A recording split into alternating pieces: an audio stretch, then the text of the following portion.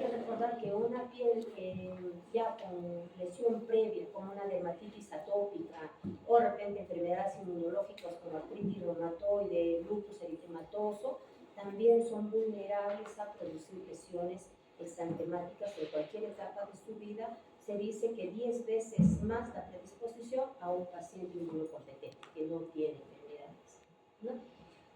Para hablar de enfermedades exantemáticas, nosotros tenemos que diferenciar las diferentes características de las lesiones en piel.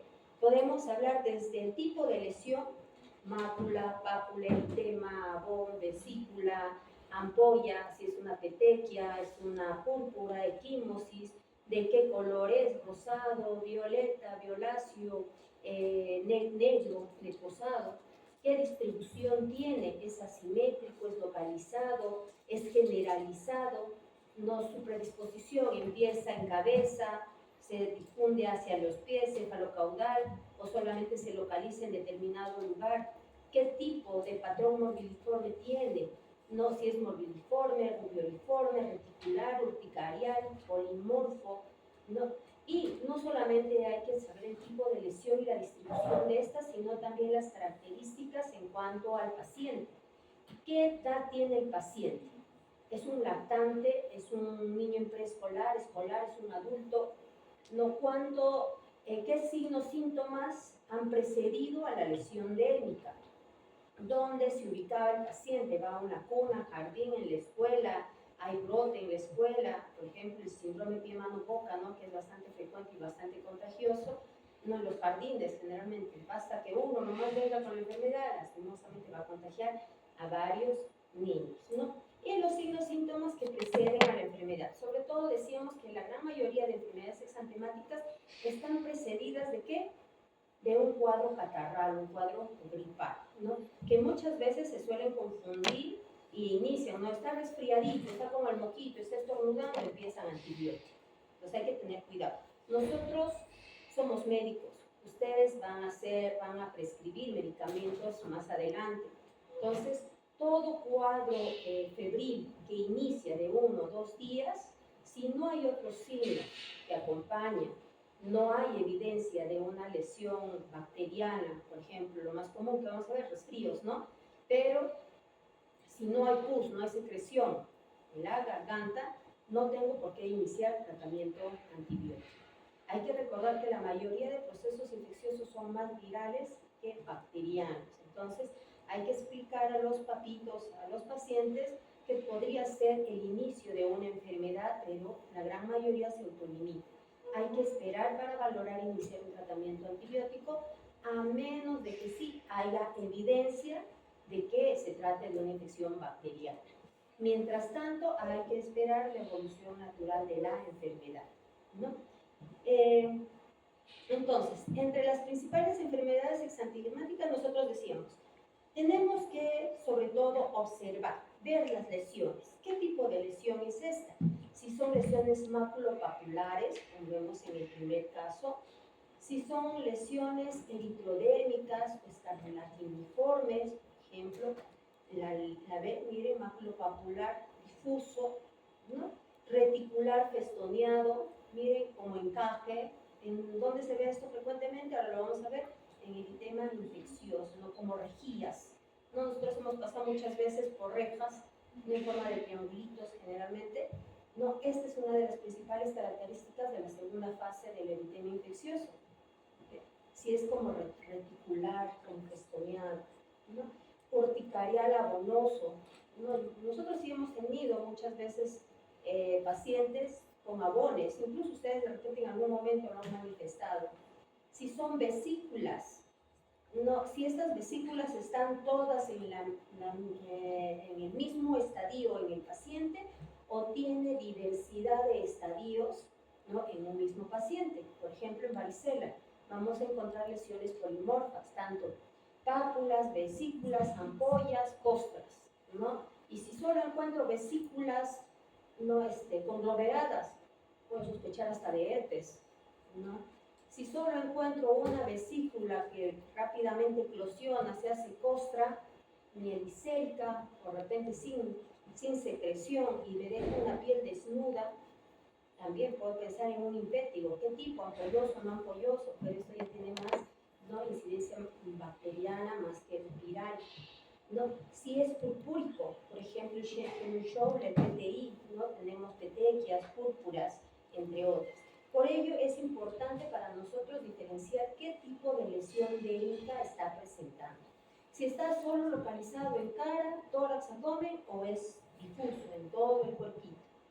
Las lesiones exantemáticas o las enfermedades exantemáticas se van a clasificar de acuerdo a las características de estas y la sintomatología. Además nos van a dar cierta edad predisponente para pensar en ciertas enfermedades exantemáticas.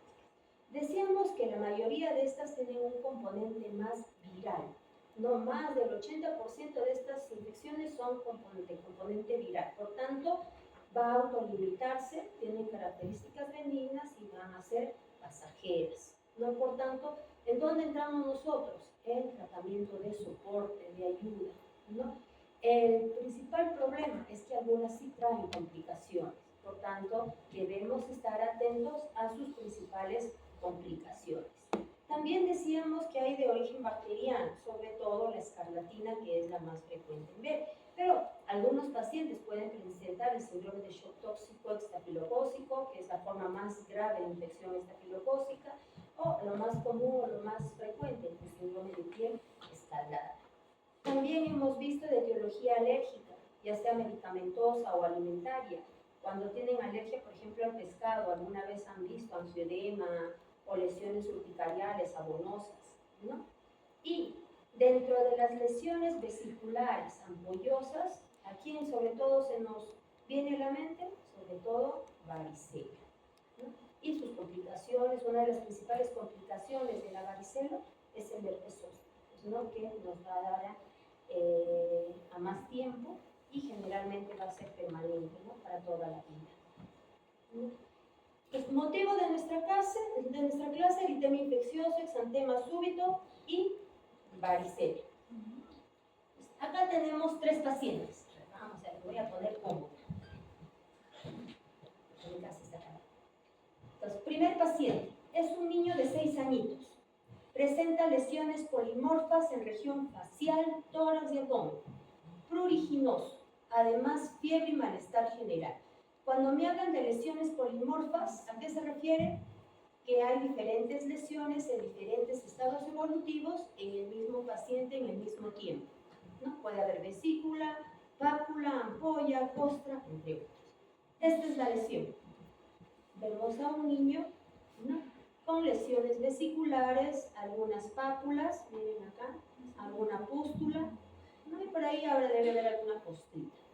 ¿En qué patología estamos pensando? ABCD. A ver, ¿quién se anima a decirme? Ah, sí, son morfas. También conocida como cielo estrellado. Varicela. Varicela, ¿listo? Varicela. Segundo caso. Es un paciente lactante varón de 18 meses. Ingresa por fiebre alta de 3 días de evolución, seguida de una erupción maculopapular rosada, cutánea generalizada. Este es mi paciente. Miren, maculopapular, sobre todo en tórax, abdomen, un poquito en la carita, precedida de fiebre.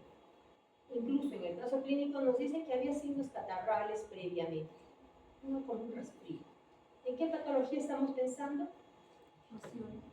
A, B, C, D. B, rociola infantil, también conocida como sexta enfermedad o exantema súbito.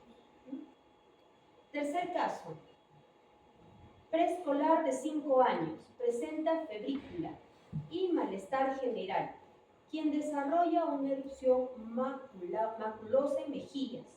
Pocos días después, un exantema en encaje o reticulado en tronco posterior y parte proximal de extremidades inferiores. Es su carita, es la primera fase de la enfermedad, eritema en carita, para luego desarrollar unas lesiones en encaje, como rejillas, decíamos, no reticulado tanto en muslos como el tronco posterior. Miren cómo encaje, ¿no? Reticulado. ¿En qué patología estamos pensando? La ABCD.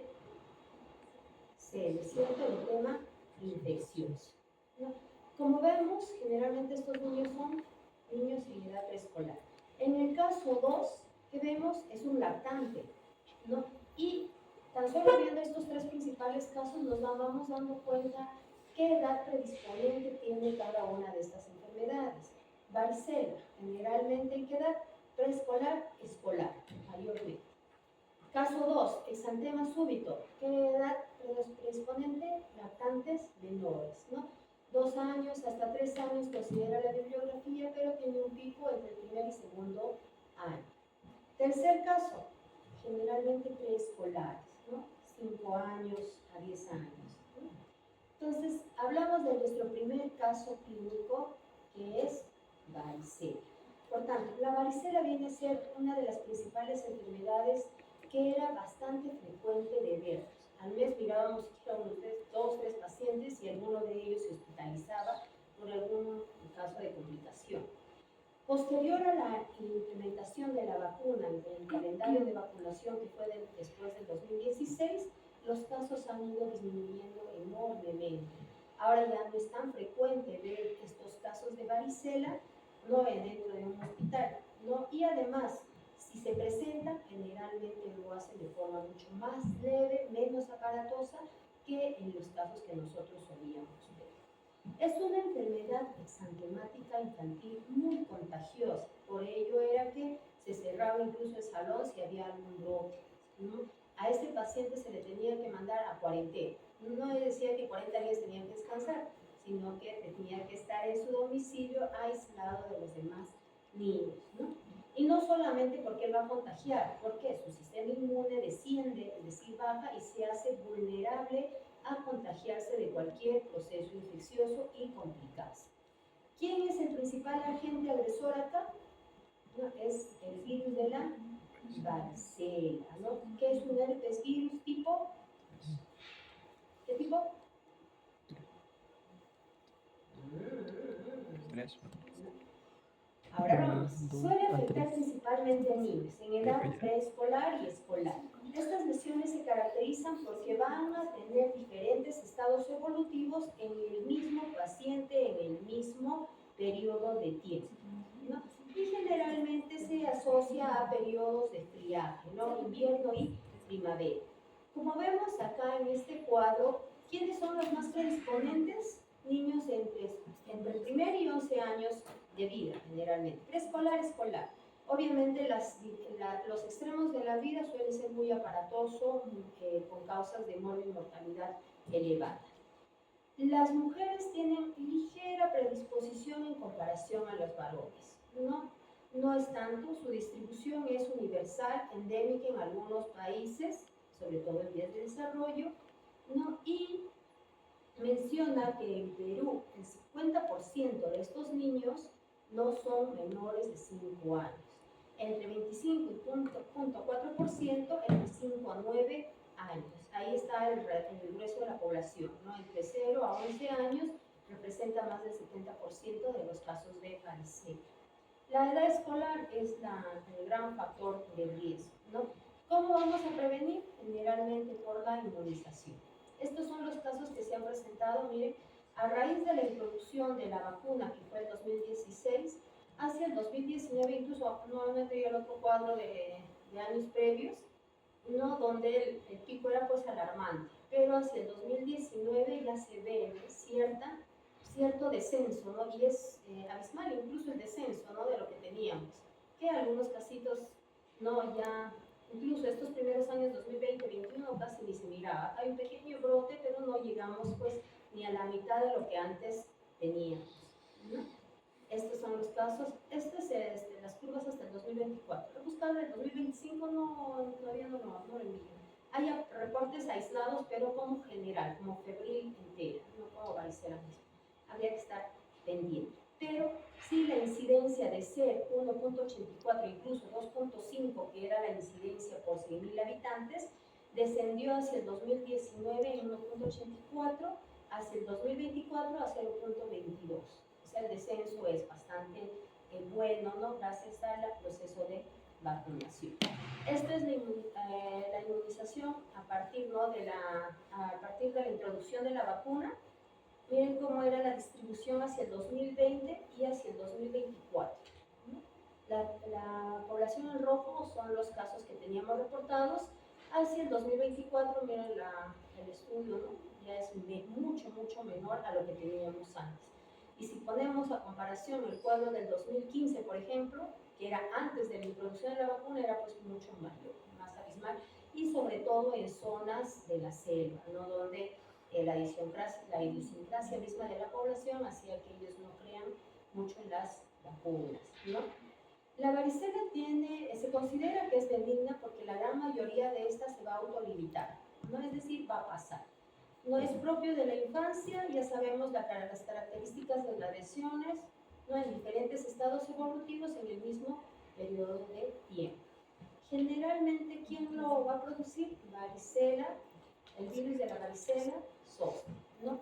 Esta pertenece a la familia Herpes viridae, es un virus ADN tipo 3, ¿no? 1, 2, pero sobre todo el tipo 3. El tipo 6 y 7 está implicado en ¿qué? Exantema súbito, sobre todo el 6, ¿no?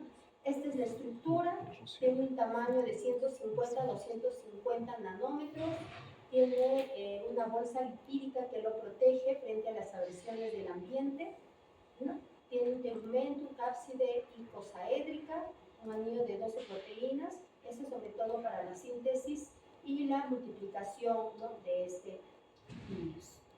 Tiene un periodo de incubación de 10 a 21 días. En promedio se dice que son 15 días. Es más corto en pacientes inmunocomprometidos, ¿no? En aquellos que tienen enfermedades previas. Y el periodo de transmisión va desde 1 o 2 días antes del inicio del exantema. Este paciente podría estar con fiebre, malestar general y todavía no tiene pues, las lesiones dérmicas, ¿no? Y puede ir al colegio, a la escuela, al jardín y puede estar ya contagiando, ¿no? Y como decíamos, estos niños pueden estar con síntomas catarrales, congestión nasal, estornudo, de repente malestar, estornudo a mi compañerito del costado, ¿no? Podría contagiar. Hasta que entre el primer y segundo día iniciado la sintomatología empiezan las lesiones dérmicas y obviamente empiezan las lesiones dérmicas es su punto alto de contagio de este paciente. ¿Hasta cuándo? Se dice entre 5 a 7 días. No, pero en general nuestra regla es hasta que la última lesión esté en costra, deja de contagiar el paciente. Obviamente, en pacientes que son inmunocomprometidos, que tienen otras patologías como inmunodeficiencias, ¿no? El periodo de contagio suele ser más amplio. Se dice que puede durar entre 7 a 10 días inclusive, ¿no? Pero en definitiva, nos dicen que si la última lesión está en costra, recién deja de contagiar nuestro paciente, ¿no? Y esto en promedio en un paciente inmunocompetente es entre 5 a 7 días. Para luego llegar a la fase de convalecencia, donde el paciente está resolviendo ya las lesiones y el estado general vuelve al del habitual, ¿no? La infección ocurre en más del 90% de las personas susceptibles y sobre todo en aquellos que han estado en contacto cercano, no con pacientes que han tenido la enfermedad, ¿no? Ya que es muy contagioso. El contagio se va a dar de dos formas, de forma directa y de forma indirecta. La forma directa por inhalación de secreciones respiratorias de un paciente que estornuda, que está toseando, ¿no? Y de manera indirecta mediante el contacto con objetos contaminados por dichas secreciones. De repente el niño, ¿no? Agarró su papel higiénico y un ladito se tomó y el otro niño agarra el mismo papel higiénico y ¿no? Podemos estar en contacto con las secreciones. De repente guarda toda la basura y el niño no tiene la prudencia de ponerse guantes o toca esas secreciones o toca el tacho de basura, lo lleva, no sé, y no se lavó la manita. Y con lo mismo está agarrando cualquier otro objeto, mete a la boca, ¿no? Entonces se puede contagiar rápidamente los niños por contacto directo o por ¿no? inhalación de las secreciones de las lesiones, incluso por el mismo contacto. ¿no? Este es el periodo los periodos de transmisión. Cuando nosotros estornudamos, estamos en contacto directo con las lesiones, ¿no? Pero también hay otra forma de transmisión, que es la transmisión vertical. Y esta solamente se va a dar, ¿no?, de madre a hijo. Y puede suceder sobre todo al final del embarazo o en los primeros días de nacimiento del paciente. Obviamente también se habla de un tipo de varicela prenatal, o bueno, durante la gestación, dependiendo mucho del periodo de gestación. Si es en la primera etapa, segunda o tercera etapa de gestación, va a producir las lesiones o incluso el aborto espontáneo que decimos, ¿no? Cuando sucede sobre todo en la primera etapa. Si sucede días previos al parto o en los primeros días al puerperio inmediato, no, estos pacientes tienen más riesgo de hacer herpes virus entre los primeros 5 años de su vida, ¿no? Se dice que este virus ingresa ¿por dónde? Por inhalación, ya sea por la nariz o vía oral, ¿no? Y estos van a ingresar ¿a dónde? Hacia los ganglios, y de ahí se van a diseminar a diferentes órganos y sistemas, ¿no? Cuando ocurre la primera viremia, cuando nosotros nos contagiamos y estos llegan al sistema linfático, ¿qué se va a producir? Va a desencadenar todo un proceso inflamatorio, donde el paciente puede presentar fiebre, dolor, malestar de cuerpo, ¿no? Para luego estabilizarse, porque nosotros tenemos células también que nos defienden, ¿no? Y mientras este virus va migrando a diferentes órganos y sistemas, va a producir ¿qué cosa? Las lesiones exantemáticas que solemos ver. Cuando inicia las lesiones exantemáticas se denomina la segunda viremia, porque es ahí donde van a manifestar las lesiones cutáneas. Además, es ahí donde va a empezar a hacer ¿qué cosa? Va a haber cierta respuesta inmunológica, donde las IgM, tanto IgM y IgG, van a empezar a responder y va a quedar pues inmunidad permanente o local en ese periodo de tiempo. Asimismo, nosotros vamos a completar no con los días de infestación, produciéndose la primera viremia entre el quinto y séptimo día de infestación, es decir, de infección, para luego llegar más o menos en el día 14, ¿no?, a la fase exantemática. Por eso se dice que el periodo de incubación va de 7 a 21 días, teniendo un pico medio entre el 14º y 15º día. Cuando esta lesión, estos virus, ¿no?, algunos de estos migran hacia ganglios linfáticos, sobre todo al ganglio de la raíz dorsal, pueden permanecer dormidos durante varios años de vida y manifestarse cuando por alguna situación nuestro sistema inmune desciende, ¿no?, y estos que van a producir las otras lesiones, que es la segunda etapa de la enfermedad, que es el herpes zóster. Suele reactivarse y producir el herpes zóster, ¿no? Entonces, de ahí la importancia, ¿no? Si nosotros nos dio varicela, es posible que dentro de nuestros ganglios estén guardadas, ¿no?, en forma latente estos virus para luego, más adelante, no necesariamente 5 o 10 años, sino cuando mi sistema inmune descienda por cualquier motivo, puedo tener un brote de herpes zóster. Todos estamos predispuestos, pero hasta no tener la enfermedad no vamos a saber si somos o no portadores de la enfermedad. El diagnóstico generalmente es clínico. Nosotros vamos a valorar al paciente en qué estadio está. Tiene un periodo prodrómico, ya decíamos, ¿no?, donde se caracteriza por síntomas inespecíficos: dolor, malestar general, fiebre, puede haber signos catarrales, y no, para luego llegar al periodo exantemático, donde vamos a ver las lesiones clásicas, ¿no? Hay un polimorfismo regional, ¿no?, con una distribución en cielo estrellado, para luego pasar al periodo de convalescencia, donde todas las lesiones van a estar en seca y van a estar, ¿no?, desfacelando pielcito, generando nueva piel para eliminarse.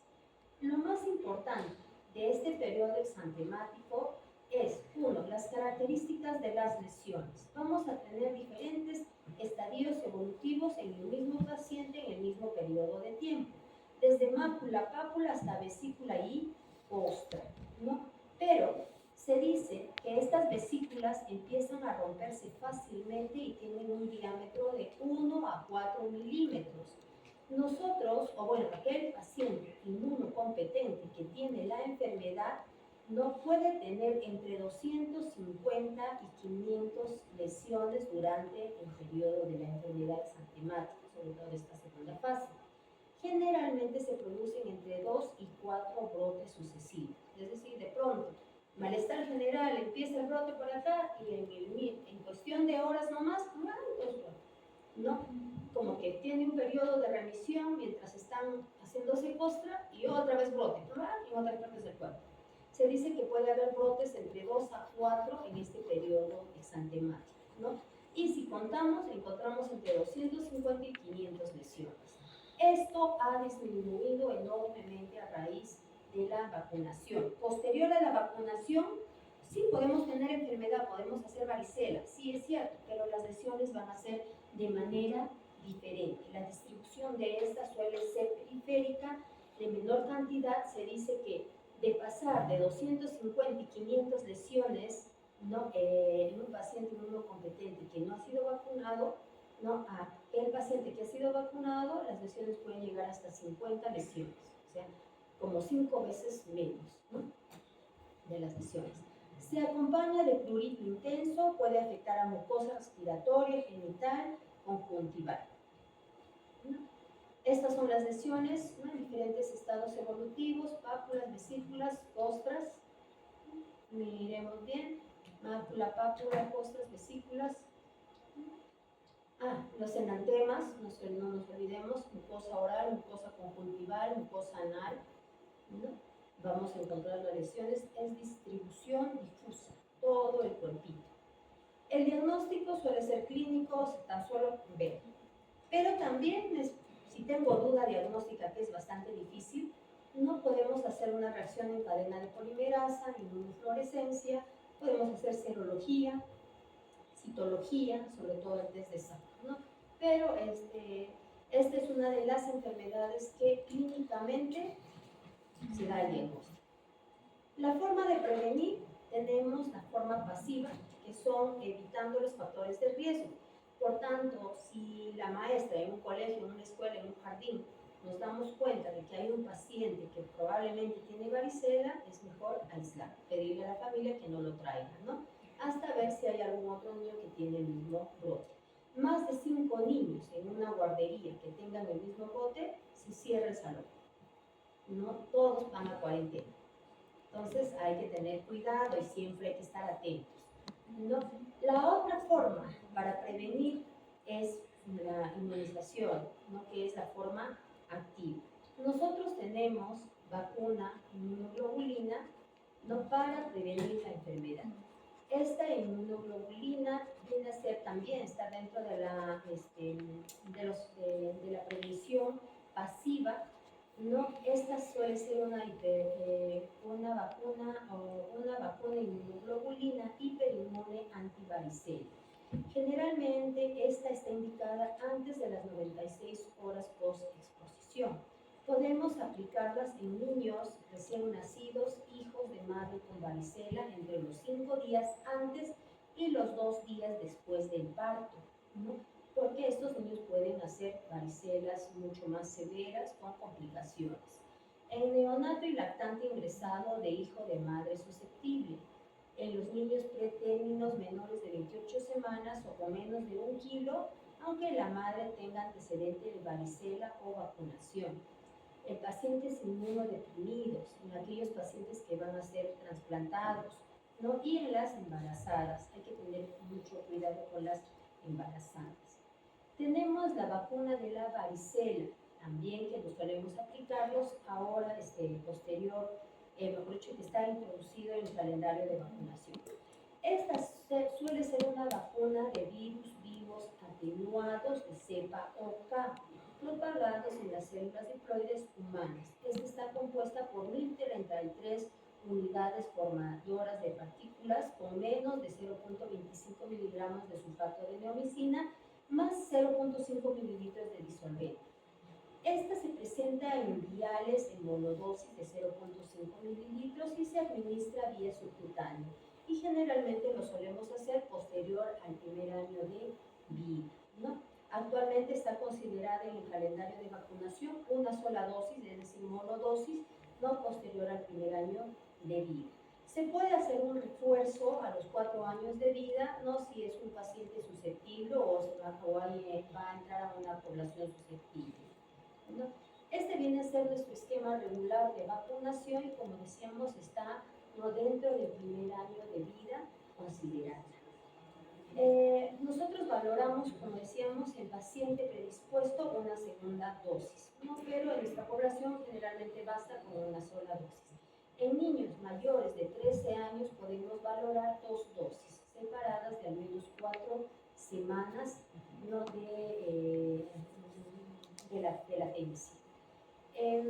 Ahorita hay vacunas completas que ya vienen, no solamente sarampión, rubiola y papera, sino también ya introducida dentro de esta la varicela, ¿no? Ya conforme los años han pasado, obviamente estamos desarrollando mejores dosis y de repente para que sean más inmunológicas ante el paciente. Ahora, en los pacientes, ya decíamos, en aquel paciente que ha sido vacunado, ¿puede tener varicela? Claro que sí, puede tener, se puede infectar, pero la presencia de la enfermedad va a ser mucho más leve y menos riesgo de mortalidad inclusive, ¿no?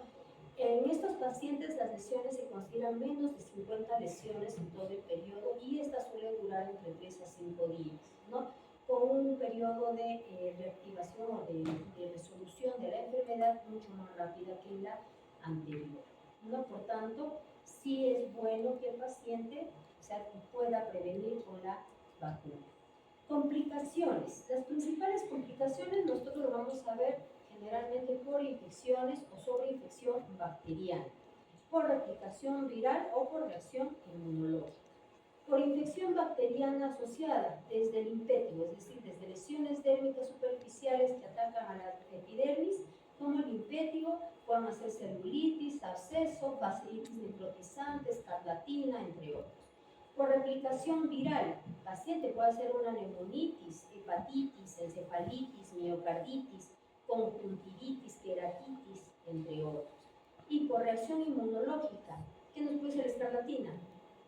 Lesión, riñón y corazón, glomerulonefritis, fiebre reumática, por ejemplo. Cerebritis, PTI, púrpura trombocitopénica, y esto se asocia más con edema infeccioso, que lo vamos a ver. ¿Qué otras complicaciones? Generalmente las cutáneas son las principales complicaciones que vamos a ver. Puede haber complicaciones neurológicas, pulmonares, hematológicas, ¿no? En piel, todas las lesiones dérmicas que hemos visto, en aparato respiratorio, las neumonías, neumonitis, ¿no? Y sus complicaciones de esta. Sistema nervioso central, cerebritis, encefalitis, puede producir ataxia e incluso algo más grave, ¿no? El síndrome de Guillain-Barré o el síndrome de Rey inclusive. Y otras complicaciones como fiebre reumática, miocarditis, pericarditis, hepatitis, nefritis, entre otros. Por ejemplo, acá tenemos una complicación cutánea, ¿no? Vemos una ampolla que se implosionó, dejó la piel desnuda. ¿A quién se nos parece? Linfético, ampollar, por ejemplo, una lesión grandota. Acá, un linfético, ampollar, también, ¿no? Con lesiones necróticas incluso, y está queriendo hacer ectima. Celulitis, ¿no? Por varicela. Pueden hacer linfético ampollar también, ¿no? Celulitis preseptal, ¿no? Ectima, post-varicela, fasciitis necrotizante, post-varicela también. Esta es una paciente que nosotros tuvimos en nuestro hospital. Herpes, estas complicaciones, el herpes zóster generalmente es una complicación más tardía, no es tan aguda. Este es otro paciente que también tuvimos en nuestro hospital. Nótese acá las lesiones, el tipo de lesiones son vesiculares, localizadas, generalmente en principales dermatomas, dorsal generalmente, ¿no? Y obviamente el dolor es intenso, tipo quemazón, ¿no? Este es otro niño también con herpes, se sobreinfectó en cianocoxia. Con tina hemorrágica, ira necrótica, las lesiones. Pueden hacer cerebritis, encefalitis, neumonitis, entre otros. Y la varicela neonatal generalmente lo vamos a ver, ¿no?, 5 días antes o 2 días postparto, cuando el proceso infeccioso no ocurre en este periodo de tiempo, ¿no? Y la forma de varicela que va a producir después severa, fatal en nuestros pacientes, ¿no? Tiene un alrededor de 30% de mortalidad. Generalmente, si la varicela ocurre dentro de la primera etapa de la gestación, menos de 20 semanas, van a producir pues malformaciones. La gran mayoría de estos suelen producirse aborto espontáneo. Si esto duró después o se presentó o la mamá se contagió después de las 20 semanas, estos niños pueden desarrollar varicela in útero, ¿no? Y en los primeros años de vida manifestar un herpes zóster, ¿no? Y si la infección se dio en este periodo de tiempo, 5 días antes o 2 días posterior al parto, no pueden hacer varicelas severas, y el riesgo es que el 90% de estos pacientes van a producir herpes en periodos tempranos, ¿no? Es decir, a los 7 o 8 años van a manifestar herpes zóster. Ya habíamos mencionado la varicela congénita, generalmente antes de las 20 semanas, ¿no?, que la gran mayoría van a ir a abortos espontáneos, ¿no? Entonces, en todo aquel paciente que tiene una lesión dérmica acompañada con fiebre, entonces vamos a buscar qué cosa, ¿no?, si la fiebre está en paralelo con las lesiones dérmicas. ¿Qué característica tienen las lesiones dérmicas? ¿Son vesículas? ¿Son maculopapulares? ¿No? Y si son vesículas, y sobre todo hay varios estadios evolutivos, voy a pensar en varicela. Si son vesículas, no en alrededor de la boca, manos y pies, tomen mano, pie, boca. Si son exantemas maculopapular eritematoso de distribución, ¿no?, morbilliforme, pensamos en sarampión. Rubeoliforme es rabiola, ¿no? Si pensamos que son lesiones exantemáticas, maculopapulares, difusas en todo el cuerpo, con piel lija o piel rugosa, pensamos en escarlatina, ¿no? Y si hay un exantema polimorfo, más 4 criterios como enrojecimiento, los ojos o ojo rojo, lengua en fresa, pensamos en Kawasaki, ¿no? Entonces vamos a encontrar en la bibliografía diferentes algoritmos que nos van a ayudar pues a determinar qué tipo de enfermedad es exantemática. Pero lo más importante es que yo conozca el tipo de lesión que presenta, la edad de nuestro paciente y qué síntomas precedieron a la enfermedad. El tratamiento generalmente es de soporte, no se da mayor medicamento a menos que haya fiebre, dolor, malestar, no queda el tratamiento sintomático. Hay que tener mucho cuidado con las lesiones, cremas, a veces para que sane rápido le meto cremas, cicatrizantes, no sé, no. Las lesiones solamente bastan por estar limpia y sequita, nada más. Puedo dar jarabitos para el dolor, el malestar, para el prurito, sí, y sobre todo las manitos deben mantenerse limpiecitas, ¿no? ¿Cuándo voy a dar aciclovir a mi paciente? Mi paciente tiene varicela, es inmunocompetente, ¿le doy aciclovir o un antiviral? Generalmente no, ya tiene la enfermedad, ya no me va a ayudar mucho el aciclovir. Pero mi hermanito tiene 3 años, yo tengo 7 años, yo soy el foco, voy a mi casa, ¿le doy a mi hermanito aciclovir? Obviamente la mamá va a estar asustada porque aparecen las lesiones dérmicas, lo lleva al médico y le dice, señora, su hijito tiene varicela. Ahorita lo quiero ir a vacunar a mi otro hijito. ¿No? Nos asusta porque se puede complicar, ¿no? ¿Es necesario vacunarle a su otro hijito a los 3 años, al niño de 3 años? O no, ya el doctor me dice, no señora, ya para qué lo vas a vacunar, ¿no? Le doy aciclovir. Doctor, dígame, de una vez le compro su aciclovir. ¿Le damos aciclovir al niño de 3 años? De una vez le doy. hay que tener en cuenta, aquí habíamos dicho el periodo de incubación, ¿cuánto es? O en la fase de contagio, ¿cuánto es? 1 o 2 días antes de que empiece el brote. Probablemente esté en contacto con el hermanito, 1 o 2 días antes del brote. Y probablemente ya se ha contagiado o lo ha contagiado, pues, ¿no? Entonces, ¿es necesario darle ciclovir? Si es un niño inmunocompetente que no tiene mayor factor de riesgo, no hay necesidad. Solamente prevenirlo, señora, de repente su niño se ha contagiado y va a empezar el brote también de acá, o sea, de este periodo de su niño, tenemos hasta 21 días, ¿no?, que pueda presentar, casi un mes todavía podría presentar las lesiones de él, porque cada cuerpo es diferente, hay que recordar, ¿no? Pero si es un niño, por ejemplo, síndrome Down, cardiópata, el hermanito de 3 años, ¿le inicio ciclovir? Todavía no le inicio ciclovir. No, yo tengo 7 años, estoy con la lesión dérmica, empezando hoy día. La mamá está preocupada porque mi hijito es cardiópata, tiene síndrome Down, tiene 3 añitos. ¿Le doy el ciclovir? No tiene nada, pero ahorita está limpiecito. ¿Le damos o no le damos?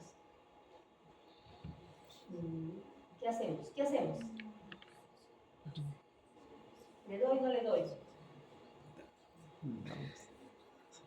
Al momento no le doy. Si mi niño está estable, está sanito, no tiene ninguna lesión, aislamiento del foco. Es decir, a mi niño lo aíslo a su cuartito solo, no, que no esté en contacto, que no jueguen, porque obviamente sí, pudo haberse contagiado entre el primer y segundo día antes del brote, pero no voy a seguir que se contagie, ahora sí, pues, ¿no?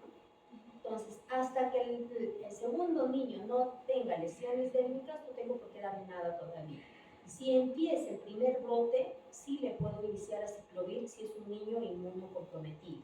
Es decir, tiene síndrome Down, tiene alguna enfermedad inmunológica, no sé, cualquier otra enfermedad que tenga el niño, el hermanito me refiero, cuando recién empieza el primer brote le puedes iniciar a ciclovir, sobre todo para prevenir las formas más graves y para que la evolución de la enfermedad sea más corta.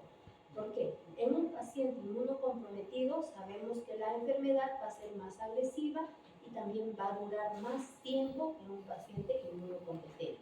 Por eso es que a este niño sí se le puede dar aciclovir, no, pero el primer día de brote. Es decir, ni bien sale el primer granito, señor, inicie el aciclovir, por favor, mejor, porque sabemos que va a ser. Pero si no hay nada, no le voy a estar dando medicamentos por gusto, no le podemos dar todavía.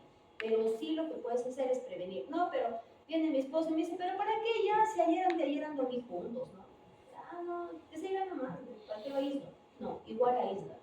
Porque sabemos que mientras más contacto tenga con el foco, hay más riesgo de que se vaya a contagiar y más inoculo está pasando a mi cuerpito. Entonces, sí o sí, hemos dormido juntos ayer, anteayer, no sé, pero desde hoy, que ya sé que tienes esta enfermedad, mejor aislarse. No seguir el periodo de contagio, ¿no? O de verdad quiere que se enferme más. ¿En quién más doy aciclovir? No, en aquella población predispuesta. Niños pretérminos, enfermedades, ¿no?, patologías. ¿Quién más?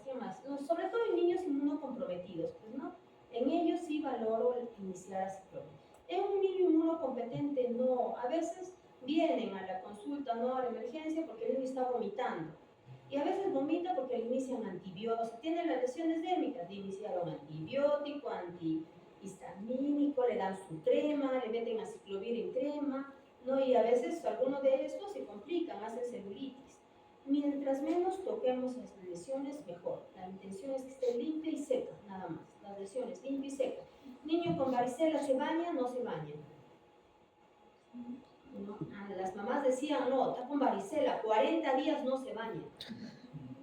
No, así decían, ¿ah? Y ustedes cuando vayan a su pueblo, a su Cerú, van a encontrar con algunas mamás que todavía tienen ese concepto, que el niño con varicela no se baña. No, tienes que bañarlo. Esas lesiones, como decíamos, tienen que estar limpias y secas. El sudor es un factor de riesgo, ¿no? Trae moho, trae microbios, trae polvo y con ello algunas bacterias, se puede complicar. Entonces, obviamente, si es un clima frío, no lo voy a bañar a cada rato, mañana, tarde y noche, todos los días, ¿no? Dependiendo de cómo está el sudor mismo. Y el baño no debe durar mucho tiempo, entre 5 a 10 minutos, es un baño refrescante más que nada. Podemos dar tratamiento vía oral, si decíamos un antihistamínico por periodos cortos, 2-3 días, generalmente que produce un poquito de sedación porque los niños algunos son muy incontrolables y las manitos, ¿no? Hay que cortar las uñitas, hay que limar, no basta con cortar, cortan y las uñitas se volvieron cuchillitas. Entonces tienen que limar las uñitas, ¿no? Para prevenir, sobre todo porque no te toques la lesión, es bien difícil decirle eso a un niño, ¿no? Entonces, ya sabemos, varicela tiene un periodo de incubación de 10 a 21 días, en promedio 14 días, tiene una fase prodrómica con síntomas inespecíficos, una fase exantemática donde vamos a encontrar todas las lesiones, ¿no?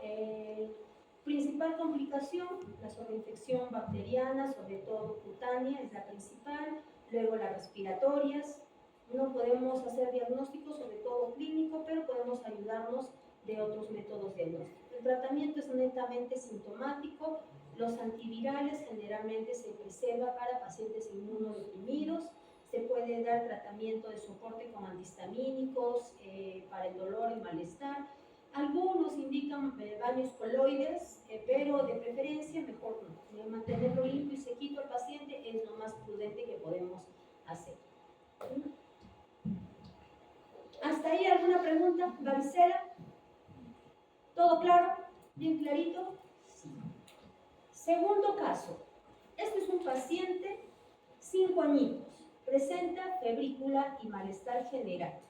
Desarrolla una erupción maculosa en mejillas, pocos días después un exantema en el encaje o reticulado. Hablábamos, no tiene una primera fase donde vemos un eritema en las mejillas, muy marcado acá, ¿no? Entonces, esta es la primera fase, también denominada signo de la bofetada. Y la segunda fase, donde las lesiones empiezan a ser ya más generalizadas y sobre todo, la principal característica que es festoneada, en encaje, sobre todo en antebrazos, muslos, ¿no? Y esta, ¿qué enfermedad es? Eritema infeccioso, ¿no? También conocida como megaloeritema, ¿no? ¿Causada por quién? Parvovirus B19, ¿no? Generalmente se va a presentar en niños en edad preescolar, preescolares. ¿Eh? Su máxima incidencia va a ser en periodos de día, invierno y primavera, ¿no? Su contagio va desde los 5 días antes y hasta la aparición del exantema. Periodo de incubación de 4 a 28 días y puede transmitirse vía placentaria y se asocia con muerte fetal intrauterina.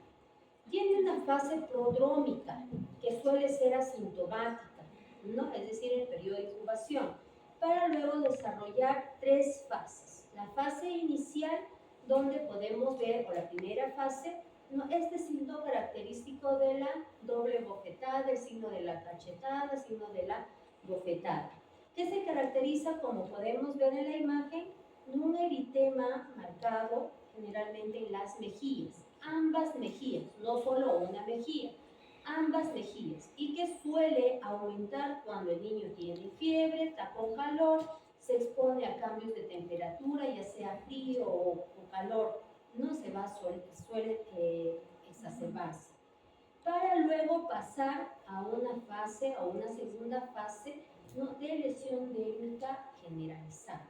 Sobre todo se va a extender en brazos, muslos y nalgas. Y su principal característica es que es de forma reticular, festoneada, ¿no? Del exantema. Para luego pasar a qué cosa? A una tercera fase, que es la fase de convalescencia, donde va a desaparecer todas las lesiones y vuelve al estado general del paciente, al estado normal, ¿no? Esta es la fase, la segunda fase, ¿no? Que nosotros solemos ver como rejillas. Miren cómo se forma la piel, como rejillas, como rejas, reticulado, eso se le llama, ¿no? Primera fase exantema en cara, segunda fase ya es mucho más generalizado. El diagnóstico generalmente lo vamos a hacer por el antecedente y es netamente clínico, observar. Las lesiones acá no son vesiculares, no son ampollas, no son costras, son nada más maculopapular difuso, ¿no? Y su principal característica que va a formar encajes, rejilla, ¿no? Su distribución es peculiar. cambiar generalmente tórax, abdomen, no, tórax, sobre todo abdomen casi nada, y antebrazos, muslos. Ahí lo vamos a encontrar con más frecuencia, ¿no? Puede durar incluso esta segunda fase, mencionan, ¿no?, entre 5 a 7 días, pero podría durar entre 15 y 21 días, mencionan. Durante este periodo de tiempo están las dos fases juntas. El paciente suele exponerse al frío, a los cambios de temperatura, ¿no?, y solemos ver este eritema que es muy marcado en la carita. Muchos de los pacientes pasan inadvertidos, sobre todo los que son mucho más blanquiñosos, porque es mucho más evidente la carita roja cuando se expone al sol, ¿no? Y cuando vemos una cara, bueno, el solcito pues le ha dado, ¿no? Y por eso pasa inadvertido. El diagnóstico diferencial podemos hacerlo con lesiones urticariales, alergia, pero hay que recordar, es ambos cachetes, no es solo uno, ¿no? Y hace poco hablamos también, ¿no? El lupus eritematoso tiene un signo importante que es el signo en alas de mariposa, ¿no? Cuya característica era el eritema intenso también en ambas mejillas. Pero a diferencia del eritema infeccioso, ¿cuál es la característica? Como su nombre lo dice, alas de mariposa. Ala, ¿no? Mariposita. Entonces, en el lupus eritematoso no solamente vamos a ver el eritema en las mejillas, sino también en el puente nasal. Acá están las alitas, la por ahí se distribuye. Mientras que en el eritema infeccioso no lo vamos a ver, solamente es en cachetes. ¿Ya? Las complicaciones, esta es una de las patologías que puede producir artralgias. Incluso se asocia mucho en aquellos pacientes que vienen por artritis reactivas, hemos tenido, habría que valorar el diagnóstico de esto, ¿no? Y en algunos pacientes, aplasia medular. Si es una gestante la que se ha contagiado, sobre todo en la primera fase del embarazo, abortos espontáneos, ¿no? Entonces, dentro de las principales complicaciones, anemia plástica en niños predispuestos y las artralgias, ¿no? O las artritis reactivas. El tratamiento es sintomático y a veces hasta pasa desapercibida, porque la primera fase prodrómica, donde hay síntomas inespecíficos, ahí es donde solemos darles sintomáticos, paracetamol, profenamina, ¿no? O alguna, generalmente no produce prurito, ¿eh? Son las lesiones maculopapulares, pero no van a producir prurito, ¿no? Y habiendo hablado del primer caso, el tercer caso, vemos nuestro segundo caso que inicialmente representamos. Es un paciente varón de 18 meses que ingresó, ¿por qué? Por fiebre de 3 días de evolución seguida de una erupción maculopapular rosada, cutánea generalizada, maculopapular, ¿no? Hablábamos de qué cosa, de roceola infantil, o también llamado exantema súbito, o también llamado sexta enfermedad. Esta es una enfermedad aguda, benigna, causada por virus de, ¿cuál? Herpes virus. ¿Qué tipo? 6 y 7, ¿no? Generalmente el 6 es el malévolo en este caso, ¿no? Es un virus que pertenece a la familia Herpes viridae, ¿no? Tiene un periodo de incubación de 10 días. Puede producirse en cualquier época del año y generalmente tiene cierta predisposición en niños pequeños, en lactantes. ¿No? Se dice que desde los 6 meses hasta los 3 años, teniendo un pico entre los 18 meses. Es decir, entre el primer y segundo año de vida lo vamos a ver con gran frecuencia. Se puede contagiar mediante las secreciones cuando estornudamos. Nosotros que estamos resfriados podemos estar pues infectados de cualquier virus, en algunos casos hasta de virus herpes, ¿no? Y vamos a estornudar y estos niños pueden inhalar, ¿no? Y contagiarse de la enfermedad.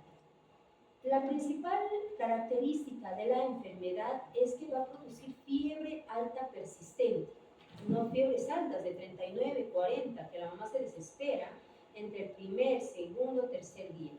En algunas ocasiones puede estar precedida o a la par de síntomas catarrales, congestión nasal, estornudo de repente, y sospechar de que se pueda tratar de un cuadro respiratorio alto. En algunos casos, inclusive, al primer, segundo día lo llevan al médico y le inician antibióticos. Como vuelvo a recalcar, no hay que dar antibióticos hasta que tú no tengas certeza de que hay una infección bacteriana. Puede ser algo viral nada más, ¿no? Pero los síntomas son fiebre alta persistente de 3-4 días de evolución, para luego no tener una lesión dérmica de aparición brusca, generalmente que va en tórax, se distribuye hacia carita y luego hacia abdomen, difícilmente a miembros inferiores. Máculo-papular, pequeñísimas, micropápulas, ¿no? Que pueden ser rosadas, de ahí su nombre rociola, o en algunas ocasiones rojizas, pequeñas, que no son petequias, son pápulos maculares, ¿ya? Pequeñísimas, ¿no? El inicio de las lesiones dérmicas marca el final de la enfermedad. Sí es bastante contagioso, es decir, de niño a niño puede contagiar, no a nosotros los adultos, ¿no? Pero que suele autolimitarse cuando inicia la lesión dérmica, ¿no? Es decir, el inicio de la lesión dérmica marca el fin de la enfermedad, ya no va a contagiar y además el estado general del paciente va a ser bueno. Durante estos primeros días o esta primera etapa de fiebre alta persistente en niños predispuestos, puede haber una de las principales complicaciones, que es la convulsión febril, ¿no? Entonces, el paciente hace temperatura alta, tiene cierta predisposición, puede convulsionar con la fiebre. No por convulsionar con fiebre voy a iniciar el antibiótico, igual hay que tener cuidado, ¿no? Obviamente, convulsión febril, hago las primeras medidas de soporte, estabilizo al paciente y busco la causa, ¿no? Exámenes auxiliares, examen de orina, dependiendo del sexo, de la edad del paciente, ¿no? Y valor, porque la gran mayoría, y está descrita, una convulsión febril, generalmente la simple, más del 75% es de causa viral. Entonces, si viene un niño con convulsión febril, no tengo por qué meter antibiótico tampoco, ¿eh? No se asusten. O de repente convulsionó en su casa y se van corriendo a la clínica, y en la clínica ya le metieron ceftriaxona, Maxicef y todo, cuando todavía no tienen la causa de por qué ha hecho eso. Entonces hay que tener cuidado. Como decíamos, la aparición de estas manchitas, de estas lesiones dérmicas, marca el fin de la enfermedad. En pacientes con disminución de las defensas, es decir, inmunodeprimidos, las manifestaciones atípicas o con complicaciones puede recurrirse a la determinación de anticuerpos frente al virus en sangre o la detección de material genético del virus. Obviamente, si hay sospecha de otra infección, tengo que valorar si es o no es esta enfermedad. ¿Puede complicarse? Sí. Entre las principales complicaciones más frecuentes es la convulsión febril en este periodo febril sobre todo. Puede producir encefalitis, es poco frecuente, meningitis aséptica también poco frecuente, pero sí suele asociarse a encefalitis, a meningitis en menor grado, pero la convulsión febril es lo más frecuente que podemos observar. Y en algunos casos pueden hacer trombocitopenias, ¿no? Que solamente hay que vigilar porque suelen normalizar. Por tanto, como resumen, ¿no? El exantema súbito viene a tener un periodo de incubación de 5 a 15 días, en promedio 10 días, por esos 10 días, propio en niños lactantes, menores de 3 años, teniendo un pico a los 18 meses, es decir, entre el primer y segundo año de vida, ahí es donde lo vamos a ver con gran frecuencia. No, esto me estaba olvidando. Las manchas de Nagayama, ¿dónde los vamos a ver? Mucosa oral. Son lesiones eritematosas, sobre todo en paladar blando y húmedo. No puede haber lesiones petequiales inclusive. Cuando veo las lesiones petequiales en garganta, generalmente lo asocio más a Coxsackie virus, a el pangino.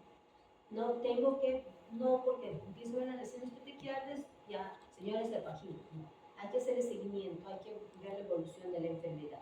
Si estas petequias, estas lesiones vesiculares forman las vesículas blancas características, sí señora, fue el pangino, ¿no? Y si se sale estas lesiones alrededor de la boca, manos y pies, enfermedad, mano, pie, boca. Tenemos, no solamente estas son las principales enfermedades exantemáticas, sino tenemos más, ¿no? Obviamente, tenemos las lesiones urticariales, las lesiones mano-boca misma, que es bastante frecuente. Kawasaki, también que es bastante frecuencia en viernes, ¿no? Bueno, esas son las tres principales enfermedades antemáticas que nos tocaba ver. Obviamente sarampión, rubiola y escarlatina lo van a ver con el doctor Carrillo, creo. ¿No? Y